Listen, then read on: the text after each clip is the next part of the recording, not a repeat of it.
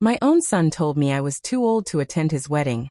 But when I walked in anyway, what happened next changed his life forever. My name is Margaret Hale, but everyone calls me Maggie. I'm 58 years old, living in a quiet little town in Ohio, the kind where neighbors wave as they drive by, and the grocery store cashier knows your favorite creamer. I've lived a good life, simple, steady, nothing fancy. But the one thing I've always been proud of is my son Ethan. Bright, handsome, kind. At least he used to be. But one Tuesday morning everything changed. It was early, around 7 a.m., and I was standing in my kitchen, pouring myself a cup of coffee when my phone buzzed. The name on the screen made me smile. Ethan. He rarely called in the morning. He worked long hours at his tech job in Columbus, so I wiped my hands on my apron and picked up quick. If you enjoyed this story, make sure to like the video, follow the channel and subscribe for more just like it. Quickly. Morning, sweetheart, I said cheerfully. You're up early. His voice wasn't cheerful. It wasn't anything close. Mom, he said, sharp and cold. We need to talk about the wedding. I froze. His wedding. The happiest day of his life. The day I thought I'd be sitting in the front row, crying into a tissue and embarrassing him. What about it? I asked. He exhaled. A long, heavy breath that made my stomach tighten. Mom, I don't want you to come. For a second I thought I'd heard him wrong. My hearing wasn't perfect anymore. What did you say? Don't come to the wedding, he repeated.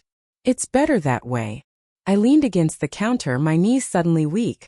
Ethan, why would you say that? Did something happen between me and... It's nothing you did, he cut in. It's just you're too old-fashioned. Too old.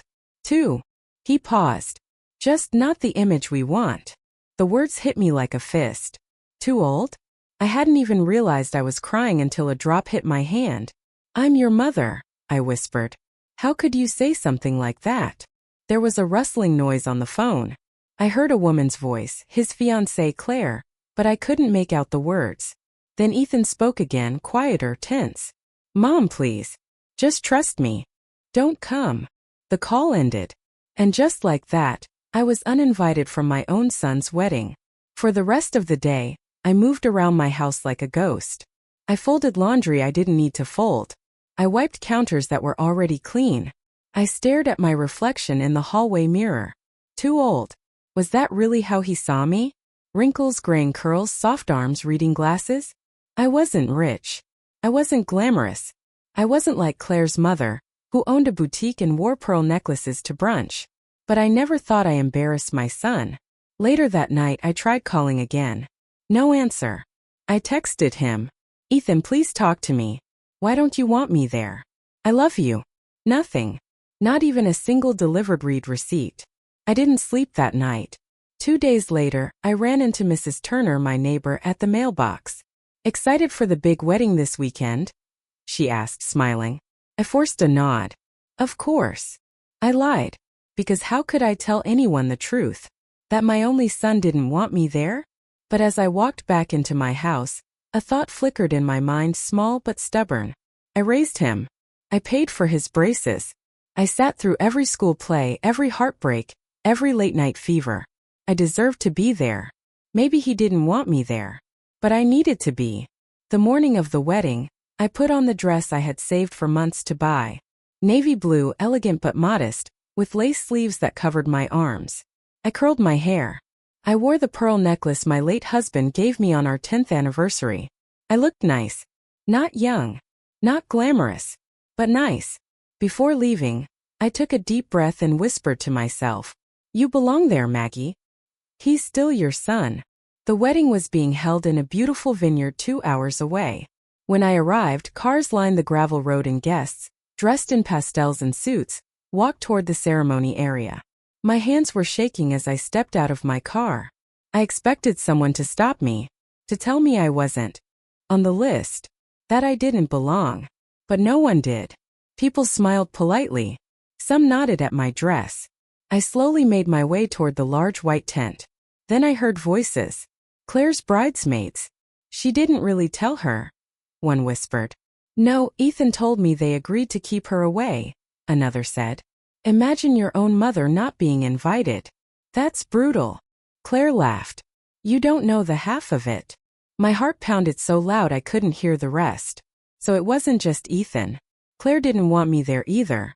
But why? What had I done? My chest tightened, and for a moment I considered leaving. But then someone tapped the microphone inside the tent. Everyone, please take your seats. The ceremony is about to begin. Instinct took over. I walked inside. Rows of chairs faced a floral arch. Guests whispered and adjusted their clothes. The music started. Then as I stepped into the aisle, everything slowed. Because that's when I saw him. Ethan. Standing at the front in his suit, smiling nervously at the guests. His eyes drifted over the crowd. Then he saw me. His smile vanished. He went completely pale. And then, he broke down. Collapsed to his knees. Hands over his face. People gasped. Claire froze mid-step. Someone yelled, "Call someone." But Ethan wasn't sick. He was crying. Crying like a child. Crying because I was there. For a moment no one moved. No one breathed. The music kept playing, soft, romantic, completely wrong for what was happening. My son, my grown, confident, brilliant son, was on his knees at the altar, crying into his hands like something inside him had broken. And I was the reason. Gasps rippled through the tent. Guests stood up, looking from him to me. Claire froze halfway down the aisle, her pastel bouquet hanging limp in her hand, her face flushing red with anger, and something else I couldn't place. Humiliation. Fear. Someone whispered, "Is that his mother?" Another voice. Why would she make a scene like this? A scene. I had barely stepped inside. My first instinct was to run to him, to kneel beside him like when he was little, when he'd scrape his knee or lose a soccer game or wake up scared from a nightmare. But I hesitated. Maybe I wasn't welcome. Maybe getting closer would only make things worse. Still, he was my son. Slowly I stepped forward. "Ethan," I whispered, voice trembling. "Baby, what's wrong?" He lifted his head. His face was blotchy, streaked with tears. He looked like a man caught between two worlds, the one he was stepping into with Claire, and the one he was trying to erase. "Mom," he choked out. "Why did you come?" The question sliced through me. Not "how are you?" Not "I'm glad you're here." But, why did you come? Because I'm your mother. Because I love you. Because I deserve to be here. But what came out was much smaller, much weaker. Because I wanted to see you get married. Behind him, Claire threw her bouquet down with a sharp thud. "What the hell is going on?" she snapped, marching toward us. "You said she wasn't coming." Her voice cracked through the air like thunder. Guests murmured, uncomfortable. Ethan rubbed his face, trying to stand. I told her not to," he said, eyes darting anywhere but at me. Claire pointed at me like I was a stain on the carpet. "Then why is she here?" My cheeks burned. I could feel dozens of eyes stabbing into me like pins. When Ethan didn't answer quickly enough, Claire stepped closer, her dress swishing with agitation. "We agreed," she hissed. "We talked about this. Your mother wasn't supposed to be here." "Agreed? Talked about this? Since when was I a problem that needed planning?" My voice shook. "Claire, what did I do? Why don't you want me here?" She scoffed. Actually scoffed. "It's not about what you did. It's about what you are." My stomach dropped. "What?" "I am." Claire didn't hesitate. "You're out of place. You're not the kind of family we want to present." "I'm sorry, but someone had to say it." The room went dead silent. Even the music had stopped. She kept going. "You dress old-fashioned. You talk old-fashioned. You live in the middle of nowhere. And no offense." She paused, before delivering the cruelest line of all. "But you just don't fit our image." Image. A wedding wasn't a photo shoot. It wasn't a brand launch. It was a marriage. My throat tightened so painfully I thought I'd choke. I opened my mouth to respond, but Ethan finally snapped. "Claire, stop." She swung on him. "Why?" "She needs to hear the truth." "No," Ethan said, voice cracking. "She doesn't. Because it's not the truth." He looked at me then, really looked. And the guilt on his face was unmistakable. "Mom," he whispered. "I'm so sorry." He wasn't crying anymore, but his eyes were red, shining with something worse than pain. Regret. "I should have told you," he said. "I should have been honest." My heartbeat pounded in my ears. Honest about what? He turned to the guests, to Claire, to the wedding planner who was frozen with a clipboard in hand.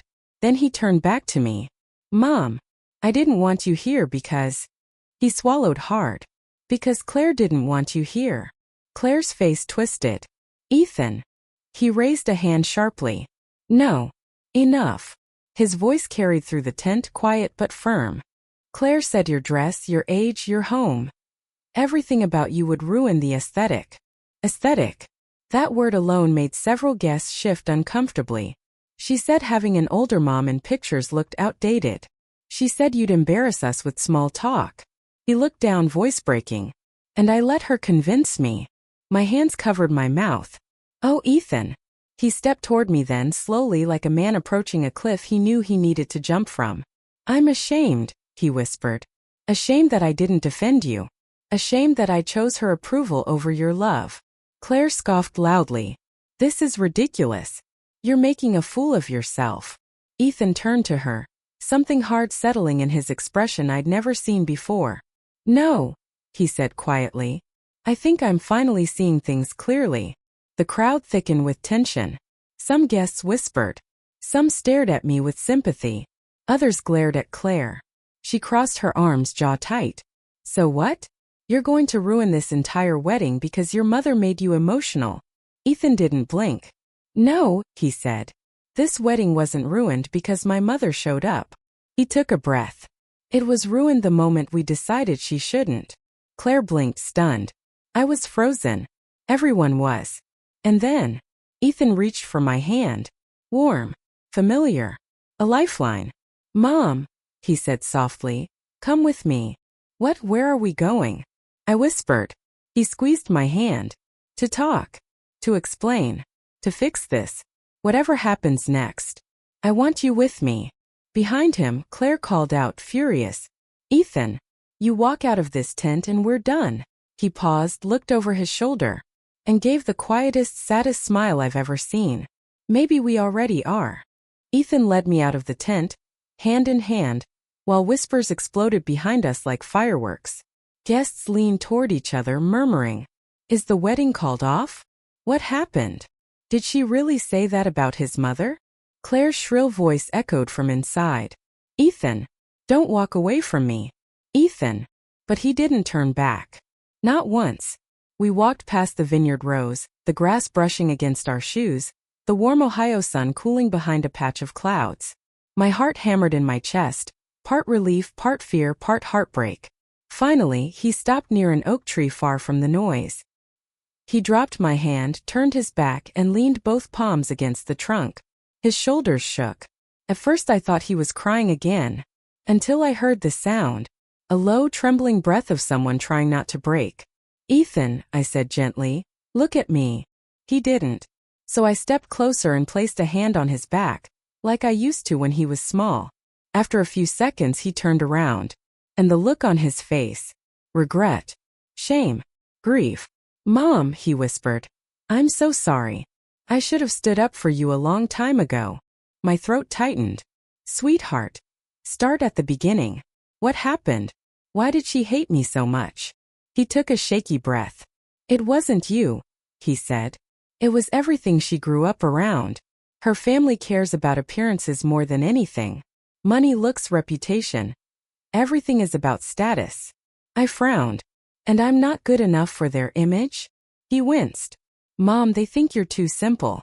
Too normal. Normal. As though that was an insult. He continued. They didn't like that you work at a school cafeteria.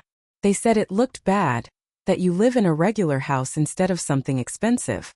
They even said your dress style was. He stopped. Say it, I whispered, even though it hurt. I can take it. He swallowed. Outdated. The word hit me, but not as hard as I expected.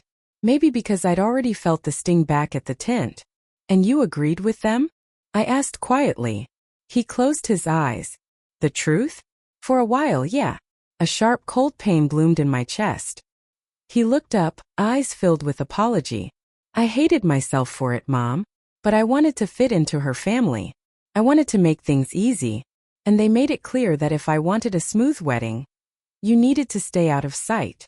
So you told me not to come. His voice cracked. I was wrong. Cowardly.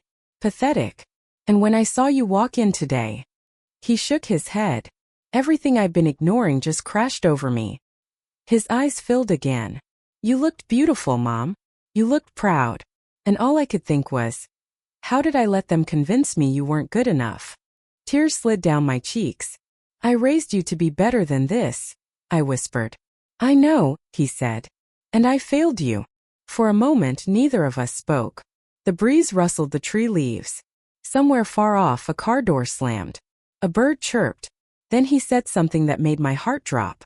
Mom, I wasn't just trying to keep you away because of Claire. He hesitated.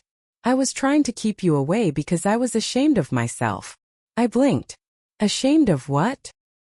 He sat down on the bench under the tree, elbows on his knees, head hanging. Of the person I've become. I slowly sat beside him. Ethan talked to me. He ran a hand through his hair, something he always did when he felt cornered. Mom, I didn't recognize myself anymore. I became someone who cared more about pleasing the wrong people than doing the right thing. Every time Claire's family criticized you, I didn't defend you. I stayed quiet. I let them talk about you like you were nothing. I inhaled sharply. He continued. I kept telling myself, marriage is about compromise. But this wasn't compromise. This was me shrinking into whatever shape they wanted. He turned to look at me, eyes shining.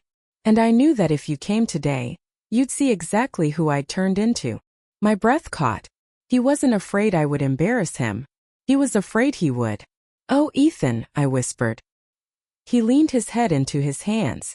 I didn't want you to see the version of me who let people insult my mother. I didn't want you to see that I'd become weak. I thought, if you weren't here I could pretend everything was fine. My heart broke in a new way, not sharp like earlier but deep, aching. I touched his shoulder. You are not weak. You made mistakes, bad ones, but everyone does. What matters is what you do next. He looked up. What do I do now? Before I could answer, a voice came sharply from behind us. There you two are. We both turned. Claire. She stood with her arms crossed, makeup slightly smudged, fury radiating off her like heat from asphalt. The storm had found us. She stared directly at Ethan. We need to talk. Alone. Ethan didn't stand. He didn't even blink. No, he said quietly. Whatever you need to say, you can say it here. Claire stiffened. You can't be serious. I am, he said. She glanced at me, disgust clear on her face. This is between us, Ethan.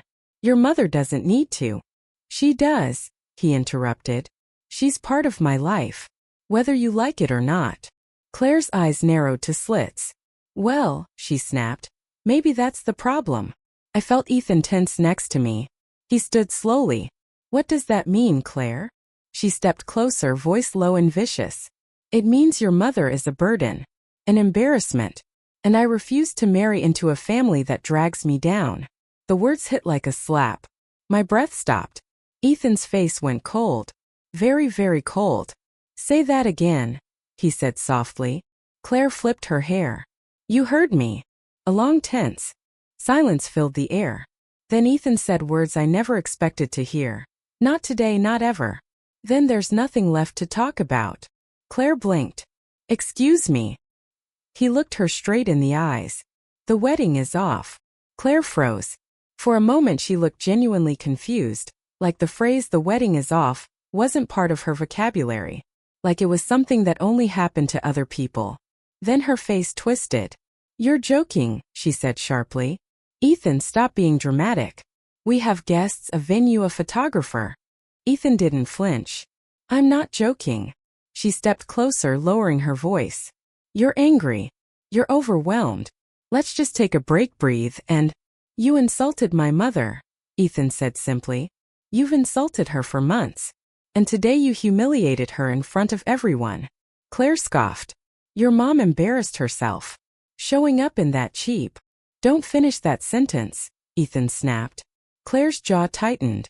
She's ruining our wedding, Ethan. No, she wasn't ruining anything. The truth was finally exploding to the surface. And Claire didn't know how to handle a world where she wasn't in control. I straightened my shoulders, refusing to shrink away the way she expected. I'd been quiet long enough. Claire, I said calmly, this wedding didn't fail because of me. It failed because you wanted Ethan, not as a partner but as a trophy. Her head whipped toward me. A trophy? You think that's what this is? I know it is, I replied. You care about how things look, not how things are. And Ethan deserves more than that. Her eyes narrowed like she was about to spit venom. But Ethan stepped between us. Mom's right, he said. I kept ignoring the signs because I didn't want to admit the truth. What truth? Claire hissed. Ethan inhaled deeply, gathering courage. That you don't love me, he said quietly. You love what I represent. My job. My future. My appearance. But you've never cared about the things that make me me. Claire's voice trembled with rage. That is ridiculous. It's not, he said. If you loved me, you would respect the person who raised me. You'd respect what I value. You'd at least pretend to care about something besides image. Her mouth opened, nothing came out. That was a first. Finally she snapped. You are throwing away perfection over a woman wearing a thrift store dress. Ah, there it was. The real her. Not the polished smile. Not the elegant bride. The raw, unfiltered cruelty underneath. Ethan stepped back, almost like the words physically struck him. That woman, he said softly, is my mother. Silence fell. Even the birds seemed to stop chirping. Then he said the final blow. If you can't treat her with dignity, you'll never treat me with love. Claire stood frozen, chest rising and falling rapidly. Finally she whispered, You'll regret this. No, Ethan said. I don't think I will. She glared at me one last time. If you had just stayed away. I shouldn't have been asked to, I interrupted. Her nostrils flared. Then without another word, she spun around and stormed back toward the tents, heels stabbing the grass like tiny anger-fueled daggers. The moment she disappeared behind the vineyard path, Ethan collapsed onto the bench again, letting out a long, shaky exhale. I sat beside him. You okay? I asked. He let out a humorless laugh. No. Yes. I don't know. We sat there for a minute in silence. Then he said, I should have walked away a long time ago. I think I knew. Deep down, but I didn't want to start over. I placed my hand over his. Heartbreak hurts, I said softly. But regret hurts more.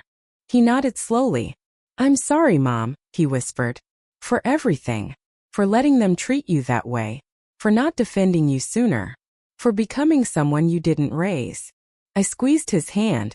You became someone who made a mistake. And then you became someone who fixed it. That's all that matters now. He leaned his head against my shoulder like he did when he was a boy. For the first time in years I felt like I had my son back. The aftermath. When we finally walked back toward the tents, the party was chaos. Guests were scattered everywhere. Some confused, some whispering, some straight up gossiping with snacks in hand like it was a live soap opera. Claire and her parents were yelling at the wedding planner. People were gathering their belongings. Kids were eating cake off abandoned tables like tiny pirates raiding treasure. Someone whispered loudly.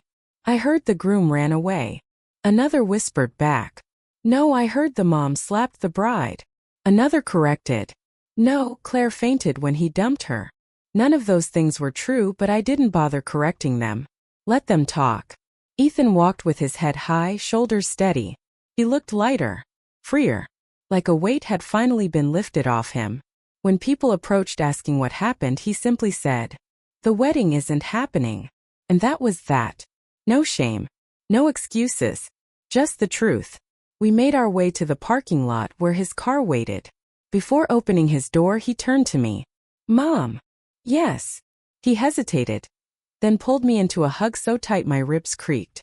Thank you for coming today, he whispered.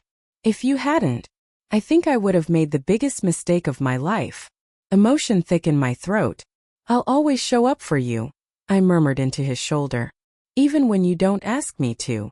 He nodded, stepping back. I don't deserve you. You're my son, I said. You don't have to earn my love. But you do have to honor it. And today you did. His eyes softened. Can we go home? He asked. Of course. So we got in the car. He started the engine. And as we pulled away from the venue, I glanced at him. He looked forward, jaw steady, grief still lingering, but hope blooming behind it. He wasn't broken. He was beginning again. The drive home was strangely peaceful. No fighting. No tears. No panic. Just the quiet hum of the car and the soft sound of the wind moving past the windows. I kept waiting for Ethan to say something, anything, but he didn't. He stared straight ahead, hands firm on the wheel, deep in thought. Finally he whispered, "I can't believe I almost married her." I reached over and touched his arm gently. "People hide who they are," I said softly. "But the truth always comes out sooner or later." He didn't respond, but his shoulders relaxed just a little. We were 5 minutes from home when Ethan's phone started buzzing in the cup holder. The screen lit up. "Claire." Ethan stared at it with a mix of dread and exhaustion. "Are you going to answer?" I asked carefully. He let the phone ring out. Then almost immediately it rang again. And again. Claire was relentless. Finally, on the 4th call, Ethan grabbed the phone and hit accept. But he didn't speak. All I could hear was her voice blasting through the speakers. "Ethan, what are you doing? Get back here. My family is furious, the guests are confused, and I am not letting you humiliate me like this." He exhaled slowly. "I'm not coming back," he said quietly. "You can't do this. You love me." Ethan looked at me. Then he said, "No. I loved who I thought you were." There was a sharp inhale on the other end. "I lost everything today because of you," she yelled. "Do you understand that? Everything. My dress, my reputation, my—" "Your reputation?" Ethan interrupted. "That's what you care about?" She went silent. Then, cold as ice, she said, "You'll regret this. I promise." Ethan didn't say another word. He hung up. He placed the phone face down and whispered, "That wasn't love. That was ownership." 2 weeks later. Life didn't magically fix itself. There were whispers. There were neighbors who pretended not to gossip. There were awkward conversations with relatives who wanted the juicy details. But there were also mornings where Ethan looked lighter, freer. The shadows under his eyes faded. He laughed more. He helped me fix the old porch swing without being asked. He even started cooking again, something Claire always made fun of him for. One evening he sat beside me on the couch and said, "I think I'm finally breathing again." I smiled. Sometimes losing something toxic feels like losing something vital. But with time you realize it was poison. He nodded softly. White medium star the letter. On the 15th day after the cancelled wedding, something unexpected happened. A white envelope appeared in our mailbox. Elegant handwriting. No return address. Ethan frowned as he opened it. Inside was a single card. No greeting. No apology. Just one sentence. "You'll always remember walking away. See." Ethan stared at it for a long moment. Then he laughed. An actual laugh, loud and genuine. "I will," he said. But not the way she meant. He ripped the card into tiny pieces and tossed them into the trash. "Mom," he said, "I'm done letting her live in my head." And I believed him. White medium star the day he moved forward. One Saturday morning, Ethan walked into the kitchen wearing jeans and a clean button-down shirt. "You look nice," I said. He shrugged shyly. "There's a farmer's market in town today. Thought I'd check it out." I smiled. A real smile. "Go have fun." He hesitated by the door. "I just realized something," he said. "For the first time in a long time, I'm not scared of being alone." "That's how you know you're ready to meet the right person," I said. His eyes softened. "Maybe so." He waved, stepped outside, and for the first time in months, he walked like a man who wasn't carrying someone else's expectations on his back. When Ethan returned later that afternoon, he had 2 things: a bag of fresh peaches, and a smile he couldn't hide if he tried. "Okay," I said, crossing my arms playfully. "What happened?" He sat down at the table, cheeks warm. "You remember Miss Henderson's niece? The teacher who moved back into town?" I raised an eyebrow. "Her?" "Yeah. She was at the farmer's market. We talked. She's really easy to talk to." "Easy to talk to," I repeated, trying not to grin. And we're having coffee next week." My heart warmed. Not excitement. Not rushing. Not desperation. Just peace. Ethan, I said, squeezing his hand. I'm proud of you. He exhaled softly. Mom. Yes. Thank you for walking into that wedding.